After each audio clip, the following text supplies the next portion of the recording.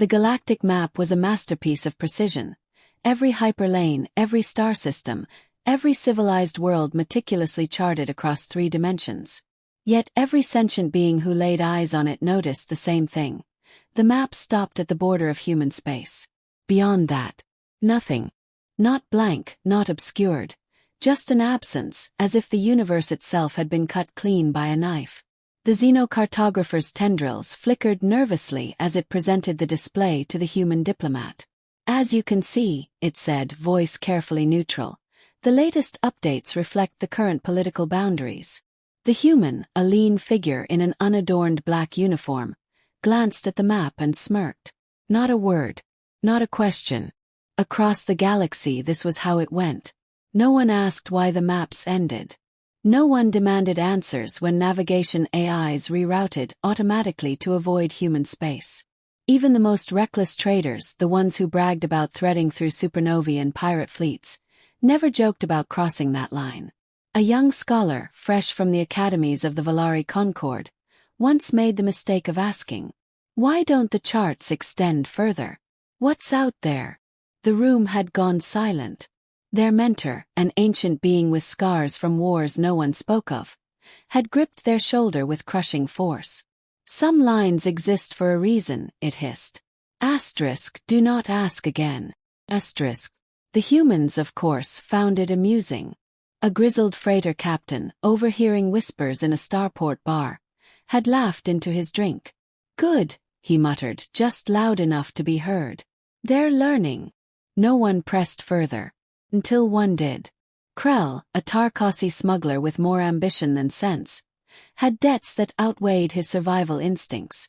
The stories said there were relics in the uncharted zones.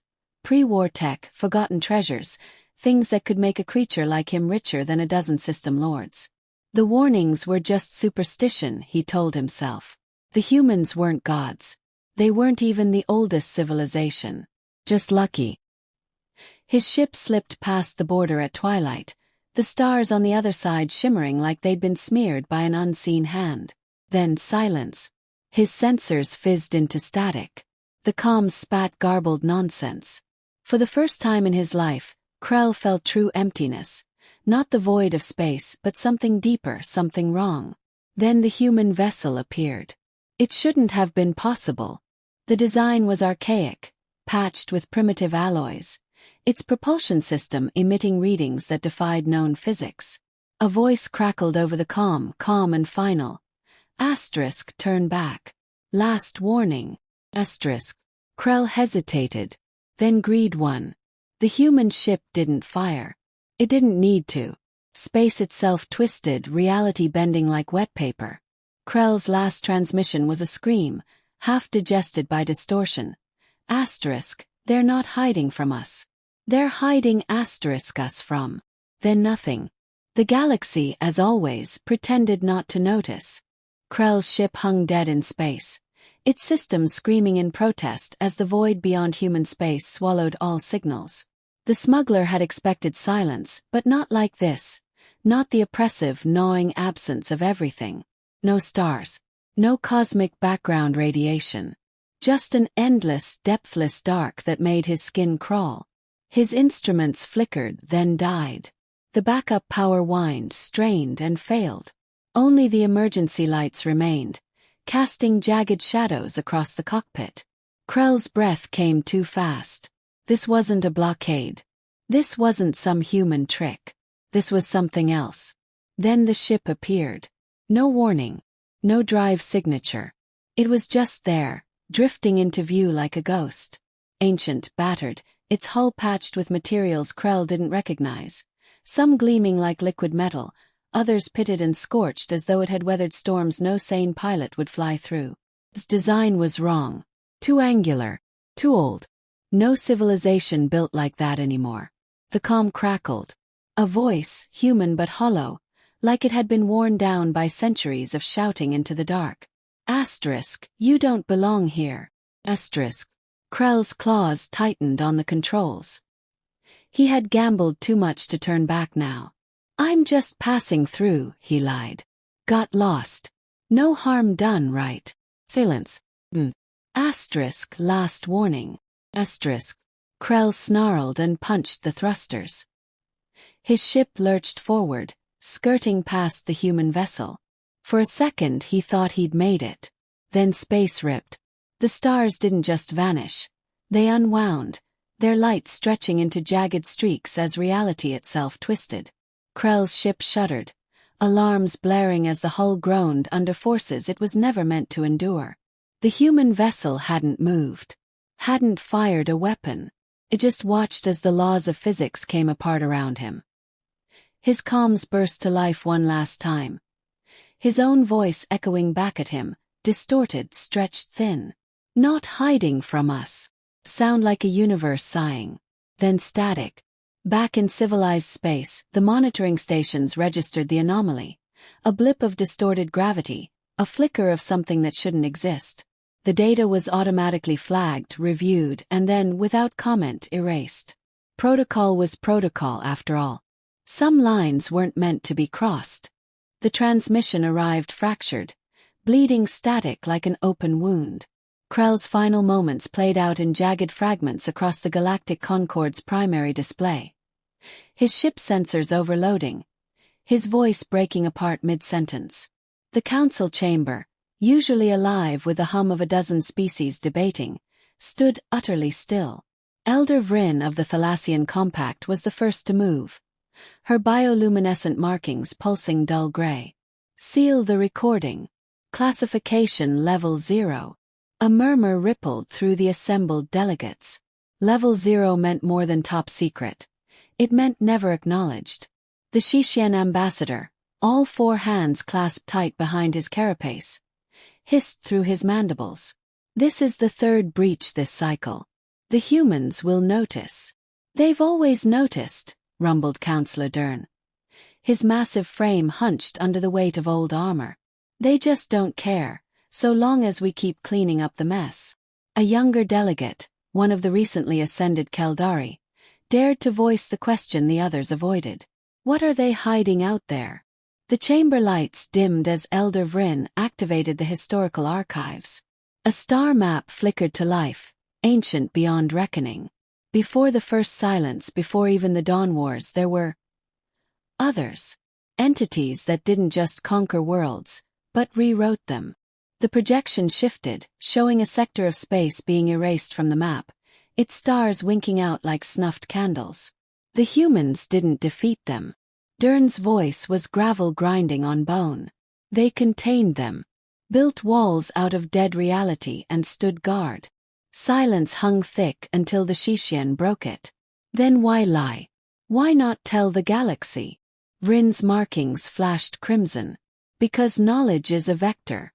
Something spread. The humans don't patrol that border to keep us out.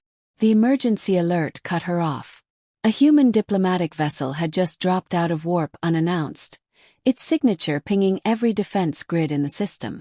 Dern exhaled through his gill slits. They know we saw. The chamber's doors slid open before the human envoy even reached them. No escort. No fanfare. Just a single figure in a black pressure suit, the visor reflecting back 100 fearful faces. The envoy didn't sit. Didn't bow. When they spoke, the translation software stuttered, as if struggling with words never meant for alien ears. Asterisk, we require consensus. Asterisk. Every delegate recognized the phrasing for what it was. Not a request, but the first step in a protocol older than their civilizations. Vryn's tendrils coiled tight around her staff. What happens now? The human's helmet tilted slightly, the movement somehow conveying infinite weariness. Asterisk, now you choose. Forget again. Or learn why the dark stays dark. Asterisk. Somewhere in the depths of the station, a forgotten alarm began to wail. The silence in the council chamber had weight. It pressed against thoraxes, made carapaces creak, forced respiratory systems to work harder. The human envoy didn't move, didn't fidget, just stood there like a black hole given human shape, bending reality around itself through sheer presence alone. Elder Vryn's tendrils twitched toward the archival controls before stilling. If we choose to remember, she asked, the bioluminescent patterns along her skin flickering uncertainly, What exactly are we agreeing to? The envoy's visor reflected back a distorted version of the assembled delegates. Accountability, they said, the word landing like a coffin sealing shut. Asterisk, the watch shifts every 10 millennia. Your turn comes in 7. Asterisk. A shocked ripple moved through the chamber. The Keldari delegates' exoskeleton plates rattled. You expect entire civilizations to stand guard against that? They gestured wildly at the frozen image of Krell's ship disintegrating into fractal patterns. Asterisk no. Asterisk the envoy's voice carried the weight of dead stars. Asterisk, we expect you to survive long enough to try. Asterisk. Counselor Dern's massive hands clenched. And if we refuse? For the first time the human moved. A single step forward that made 3 different species instinctively reach for weapons they weren't carrying. The envoy's gloved hand touched the central console, and the star map changed. Human space dissolved like ink in water, revealing what lay beyond. Not empty void. Not monsters. Just war. An endless, fractal war spanning dimensions. Fought with physics-bending weapons that made supernovae look like firecrackers. Human ships, millions of them, designs spanning from primitive fission-powered drones to vessels that seemed to exist in 5 dimensions at once, locked in eternal combat against something that hurt to look at. The images seared into retinas, bypassing optical nerves to imprint directly on the brain. Several delegates collapsed, neural overload triggering involuntary shutdowns. The envoy's voice cut through the chaos. Asterisk, we contain the breach. We pay the price. But entropy always wins. The wall is crumbling. Asterisk. Vryn forced herself to look away first. You're not asking for help. You're asking for replacements. The human didn't confirm. Didn't deny. Just watched as the delegates struggled with the truth. The great filter wasn't behind them. It was ahead. And humanity had been holding it shut with bleeding hands since before their species crawled from primordial seas.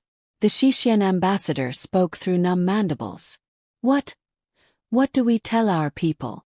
The envoy reached for the console again. The horrific images vanished, leaving only the familiar galactic map with its clean, artificial border. Nothing, they said. Asterisk, the truth is a weapon. The map stays as it is. Asterisk. As the human turned to leave, Dern called out one last question, the only one that mattered. Why you? Why did humans become the wardens? The envoy paused at the threshold. Because we're the only ones who looked into the dark. Their helmet tilted slightly toward the delegates. Asterisk. And didn't go mad. Asterisk. The door sealed shut behind them. In the silence that followed, Vryn reactivated the map projection. For a long moment, the delegates stared at that crisp, artificial border, the lie that kept civilizations sane. Then, one by one, they reached consensus. The vote was unanimous. The map didn't change.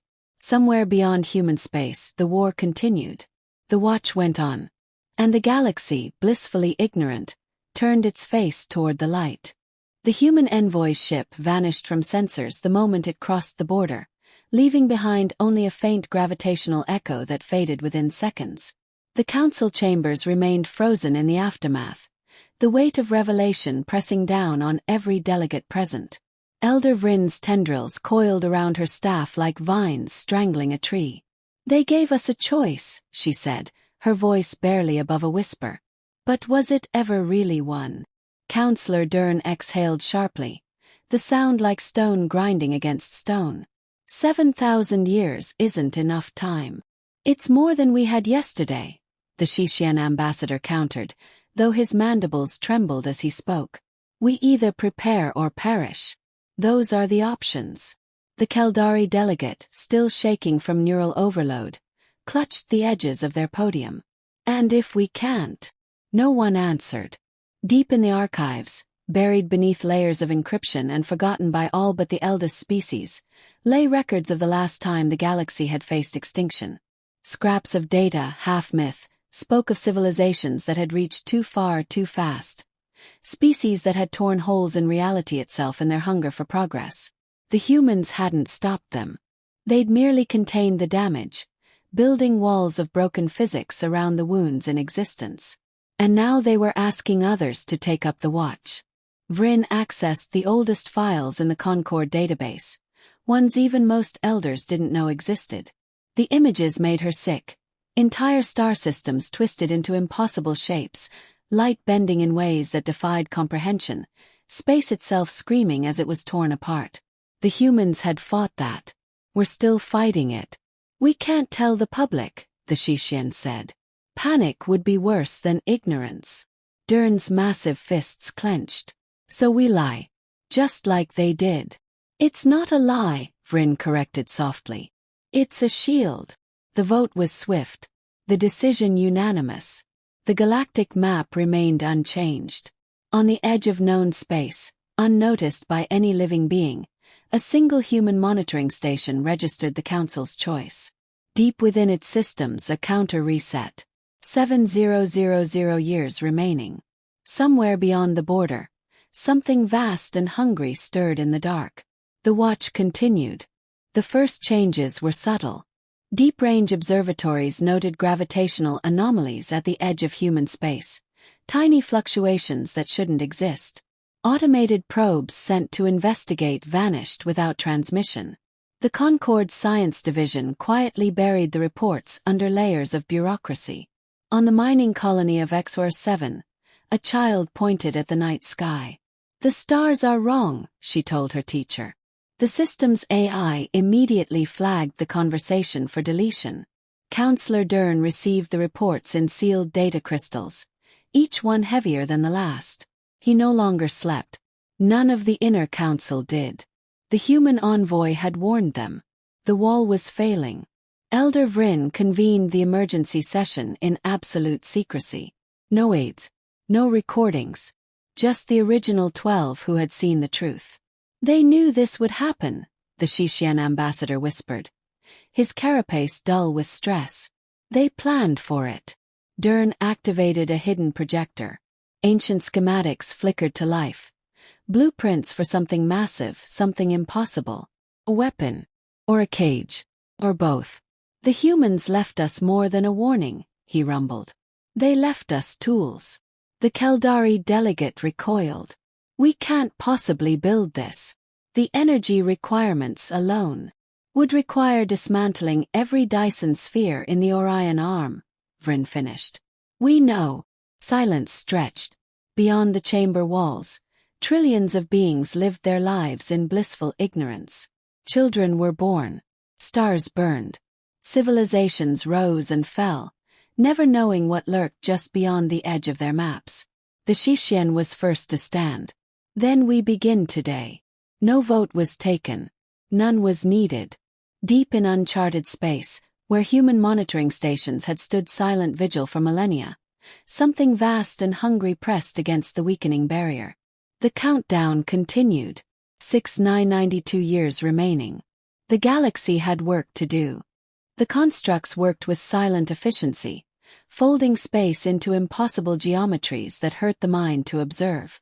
Entire star systems became sacrificial pawns in a cosmic chess game, their mass converted into barriers against the encroaching dark. The price was astronomical, but the alternative was unthinkable. Deep in the warrens beneath the Concord Citadel, the chief engineer stared at the lock's progress indicator. 7.4% complete. The schematics called for a device that could rewrite fundamental physical laws, but the equations kept changing whenever they looked away. "It's learning," the engineer whispered to their empty lab. "And it's using our own minds to do it." Vryn received the report from Cygnus Reach with shaking hands. The unmade sector wasn't gone. It had been repurposed. Scans showed structures forming in the void, geometries that made no sense, built from the remains of planets and stars. Something was constructing a bridgehead. Dern activated the ancient human failsafes without consulting the Council.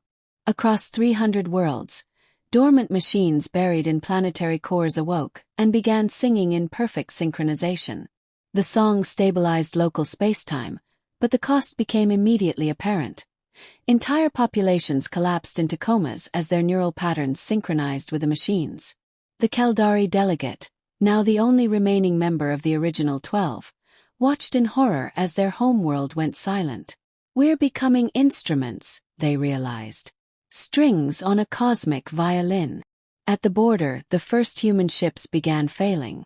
Ancient vessels that had held the line for millennia finally succumbed, their hulls unraveling like frayed cloth. But as each one fell, a new signature appeared. Hybrid ships, blending human and Concord technology, emerging from hidden shipyards no one remembered building. The war had entered a new phase. Vryn accessed the oldest human files, the ones marked for break-glass scenarios. The encryption dissolved at her touch, revealing the terrible truth. The humans hadn't been containing an invasion.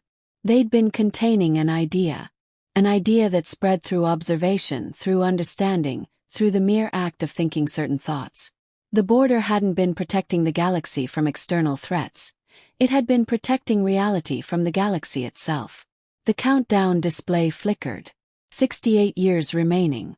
The lock would never be finished in time. Vryn made her decision.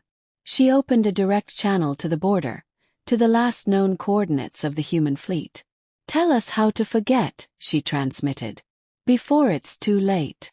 The reply came from a ship that shouldn't exist, crewed by faces she recognized from long-dead civilizations. Asterisk, "You already know how. You've been doing it for millennia." Asterisk. The transmission included one final set of coordinates. Not in space, but in time. The Concorde had one last weapon. They would have to use it on themselves.